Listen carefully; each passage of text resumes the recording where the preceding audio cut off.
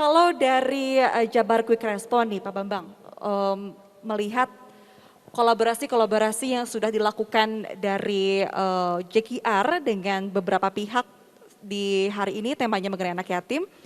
Di Jabar Quick Response ini kan memang sering sekali mengundang berbagai macam pihak ya, seperti Forum Rumah Zakat, pengusaha gitu ya, dan juga Rumah Yatim tadi. Ini pastikan untuk mensukseskan program-program dan juga visi misi dari JKR ya Pak ya. Nah sebetulnya dengan adanya keterlibatan ini sebetulnya yang diharapkan dari kolaborasi yang banyak ini, apa sih Pak benang merahnya itu untuk harapan dari JKR ini? Baik, jadi kan Pak Gubernur itu mengatakan permasalahan Jawa Barat tidak akan diselesaikan kalau diselesaikan oleh APBD. Jadi kalau anggaran Pemprov saja itu tidak akan bisa menyelesaikan permasalahan, apalagi kebutuhan primer, permasalahan primer. Jadi kalau di piramid itu masalah primer itu paling bawah, paling banyak gitu. Nah, jadi itu ditegakkan tidak akan bisa selesai.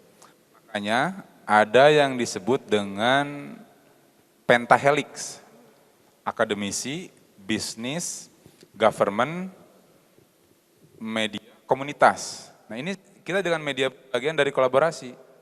Nah kolaborasi 5 ini yang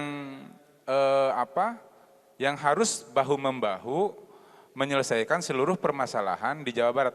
Karena masalah kemiskinan, masalah orang susah sekolah, masalah pendidikan, orang yang masih mungkin lapar jarang lah ya. Tapi yang susah-susah itu masih banyak gitu. Apalagi awal saya berdiri itu yang hutang online itu sampai ada yang tidur di Masjid Al-Mutakin nungguin dibayarin sama JKR pada awal-awal. Jadi itu permasalahan-permasalahan primer seperti itulah. Makanya kita harus kolaborasi. Contoh, di sini ada vertical rescue, membangun jembatan-jembatan gantung. Di Jawa Barat ini paling pelosok-pelosok itu membutuhkan jembatan-jembatan, padahal kalau dengan adanya jembatan nyebrang itu langsung sekejap gitu, hitungan mungkin 1 menit lah nyampe. Tapi kalau nggak ada jembatan bisa keliling-keliling. Apalagi kalau yang banjir harus menyeberang sungai, itu harus nunggu 2-3 jam segala macam. Nah itu diperlukan kolaborasi karena seluruh permasalahan yang ada di Jawa Barat intinya tidak bisa diselesaikan oleh pemerintah itu sendiri, maka diperlukannya kolaborasi, gitu Mbak. Tadi Bapak menyebutkan mengenai aduan melalui Instagram, WA, berarti memang platform digital bagi JKR juga sangat luar biasa ya? Amat sangat penting, tanpa ada platform digital sangat mustahil JKR bisa berbagai pelosok-pelosok Jawa Barat ini bisa terselesaikan gitu. Oke, berarti kalau kurang lebih yang mengadukan lah, apakah dari pihak dia sendiri atau mungkin dari masyarakat Jabar yang menceritakan kondisi di suatu wilayah Pak? Misalnya gini, ada orang yang miskin di satu desa, sangat miskin lah, misalnya nenek-nenek yang sudah sangat tua, hidup sebatang kara. Dia tidak punya handphone, tidak punya media sosial, tetapi kan ada orang sekitarnya. Orang sekitarnya itulah yang menyampaikan ke JKR, mengadukan ke JKR, ini ada nenek tua, hidup sebatang kara, rumahnya mau roboh, kemudian tidak bisa susah makan dan lain sebagainya. Dibantulah. Tapi yang terpenting kita tanya dulu ke kepala desanya, apakah bisa diselesaikan di level desa? Gitu. Syukur-syukur bisa diselesaikan level desa. Itu pun bagian dari kolaborasi. Atau di level kecamatan, atau di level kabupaten gitu. Atau perangkat daerah atau lembaga, institusi atau organisasi lain yang bisa menyelesaikan di level tertentu. Kalau tidak bisa ya baru mungkin terakhir ke Jawa Barat. Jadi itu bagian dari kolaborasi juga gitu. Berbagai macam permasalahan di Jawa Barat, tadi juga persoalan mengenai anak yatim nih. Kalau untuk dukungan dari Diskominfo sendiri untuk JKR untuk permasalahan anak yatim nih, karena kalau berdasarkan data tadi sebanyak kurang lebih 7.000 ya anak di Jawa Barat yang menjadi yatim karena dampak dari pandemi nih. Dukungan atau bantuan atau support lah gitu Bu ya, apa saja sih yang sudah diberikan oleh Diskominfo sendiri? Ya, kalau khusus untuk dukungan itu tidak spesifik ke program untuk menangani anak yatimnya ya, tetapi keseluruhan ya Bu ya? Keseluruhan ya. Tadi misalnya untuk tata kelolanya, untuk kelembagaannya, untuk SDM-nya JKR sendiri ya. Tetapi kalau dari Pemprov Jabar sendiri untuk menangani anak yatim, ini memang kami juga sama melakukan kolaborasi juga gitu ya. Khusus untuk korban yang pandemi ya, yang ada 7.222 anak ya yang menjadi korban COVID atau orang tuanya wafat karena COVID gitu ya. Nah, Pemprov Jabar akhir September lalu secara khusus memang memberikan santunan ya untuk anak-anak ini, ada baru 2.500 ya.